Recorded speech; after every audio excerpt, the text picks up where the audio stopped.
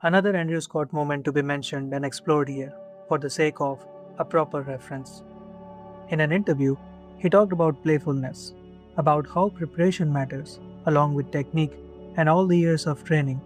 But eventually, one important perception needs to take over these. Eventually, you have to play.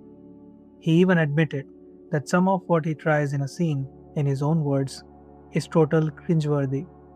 On many levels, it was a pleasure to hear him say that out loud, as a part of how he describes his own work, and on his own, instead of a forced statement dragged out of him. Not every take has to work, not every choice has to be brilliant. Some of them are going to be bad, and he has made peace with that being a part of the deal. It's like when we talk about kids in a playground. Watch them play. Actually, watch them. They commit completely. They aren't watching themselves from outside while they do it and running a commentary on how it looks. They're just inside the game, unserious about the stakes, and even more unserious about playing.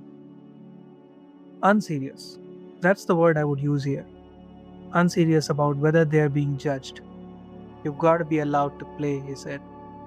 If you're frightened of making the wrong choice, you will eventually stop making the choices at all.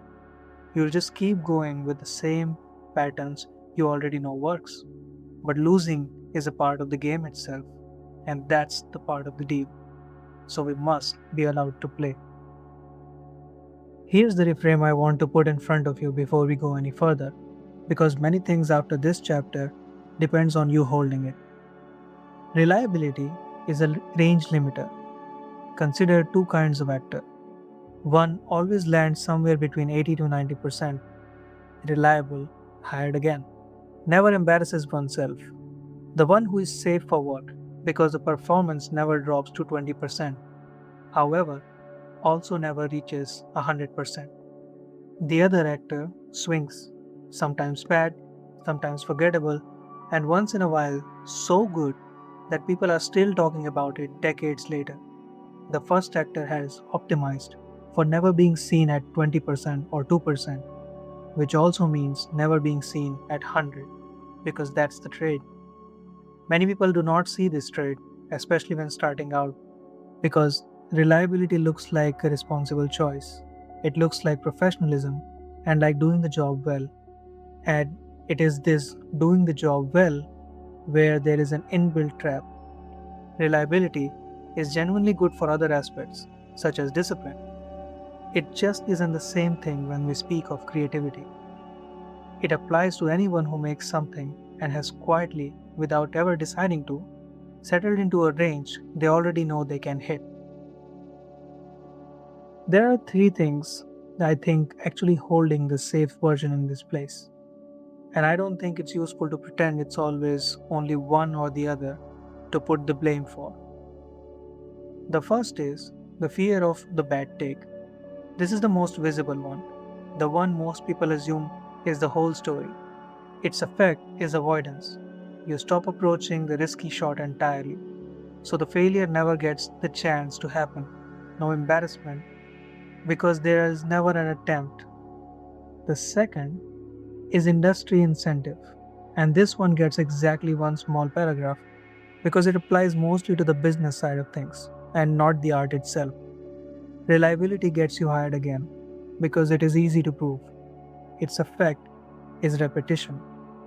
You keep making the same kind of good work because it's proven to work, and that quietly narrows what you even attempt over time without it ever feeling like the decision you made.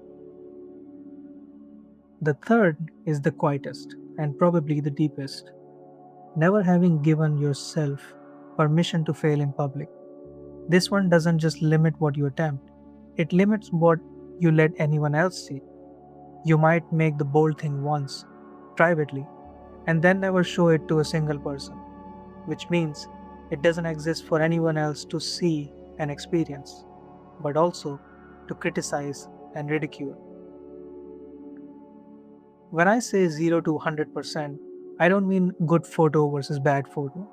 I mean the entire range of possibilities a piece of work, and ultimately the artist could have reached in any direction.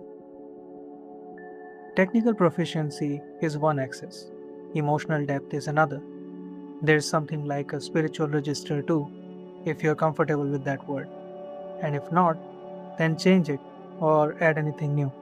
That would be the journey some people keep talking about.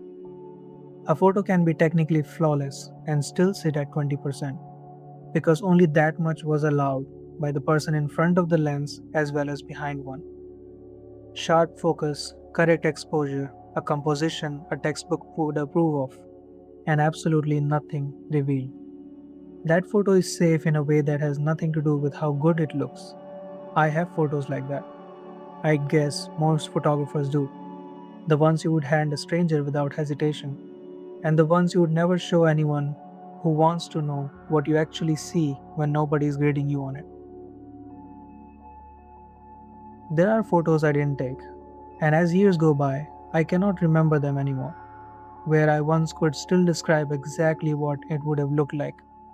I saw it, I hesitated, and by the time I had finished hesitating, the moment had already rearranged itself into something ordinary. What I ended up instead was fine, competent, and forgettable in the particular way that competent things are forgettable. And then there are those moments where I did the opposite. I remember standing there, camera half raised, genuinely unsure if this was going to be a good photo or an embarrassing one. The fear of the photo being bad created the hesitation and prevented the possibility of photo being good. And in the end, however, I pushed through it anyway, more out of stubbornness than confidence, and took it. It's these images that I'm proudest of now. And yet, at the moment I took it, I had no idea it would work. I only knew I was scared of it not working. These are the ones which I can share with the world. Another proof that I took the action and now have stories to tell. And then there's the honest zero, blurred, because the subject moved half a second before I expected, or blown out highlights because I put the wrong settings on camera and now it's just a white screen. And then there are those with frames so dark it's basically just noise. Nothing dramatic happened in these failures. No story worth telling beyond I tried and it didn't work and I deleted the file. That's most of what 0% actually looks like. Not a disaster, just nothing. Well, almost nothing. Because eventually they are also the part of the game and must not be ignored. Safety for me mostly shows up as familiarity. The same kind of composition I already know reads well. The kind of subject I already know how to approach without a plan. Lighting conditions I've solved before and don't need to think through it again. Something worth mentioning here that I don't fully know what I avoid. If I knew, I'd probably already be taking those photos. The safest shots are the ones you don't even register yourself avoiding, because avoidance, you can see, has already lost some of its grip on you. It's the invisible kind that actually limits the range. Now, I want to complicate this before I get a lecture in the comment section, because there is a version of this argument that sits parallel to the creative work. Client photography runs on consistency. That's not cowardice, that's the job. When someone hires me as a photographer for their business or personal branding, they've been briefed that specific outcome, and delivering that outcome isn't playing it safe. It's doing what was asked with competence, reading the room, and giving the room what it needs. It's not the same thing as avoiding a hard shot out of fear. And anyway, there's still room inside that work for controlled experimentation because it still is a creative work.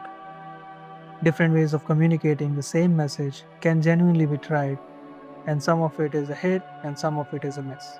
But the standard the work gets judged against is still whether the end result lands for the client, which is a different standard than pure artistic exploration. Both are legitimate, they're just not the same game. So, what's actually at stake if you stay at 80 to 90% forever? The cheaper price would be a bad photo, but what's actually at stake is the resistance to the possibility of being open to the mistakes in the first place. In that, even the good art doesn't get its chance, along with the bad ones. Artistic exploration was never really about the end product. It was about whether you went into the exploration at all. And then there's the second, quieter version of the same cost, which is playing it safe after you've already made something genuinely great. Let's say, reach 100% one time, but then keep spending your energy protecting that new level of work instead of continuing to risk anything. Every famous artist's identity gets built almost entirely on their best work. That doesn't mean the bad work never happened. It means someone, them or someone else, curated the final collection, and the mistakes went quietly into the shadows, along with the merely average stretches that came after the great ones. Think about the forgettable later songs from artists we still call brilliant. The exploration never actually stopped. The permission slip, then, isn't a specific split between where you're allowed to be reckless and where you're allowed to be careful. It's the whole process, start to finish, treated as the part of same artistic endeavor. Making the thing, editing the thing, deciding what gets shown, all of it is still art making. None of it is separate, careful phase bolted onto a reckless one. If you want to be a part of the conversation on letting go on the previous work, I made a video a while back about an archer who learns to stop holding the string instead of forcing the release. It's linked in the description. It might be a good company for this one. But before I let you go, there's a question underneath all of this that I've been keeping aside. Is it all fair play? Is everyone playing by the same rules? And whose rules are these anyway? If this was supposed to be an open ended game to begin with, then this game was just meant to be played, and somewhere along the way, to teach us something about ourselves. But then some players showed up who don't care about any of that, especially not for anyone else, as long as they get to win. And that winning, turns out, has been driven by the good old seven sins.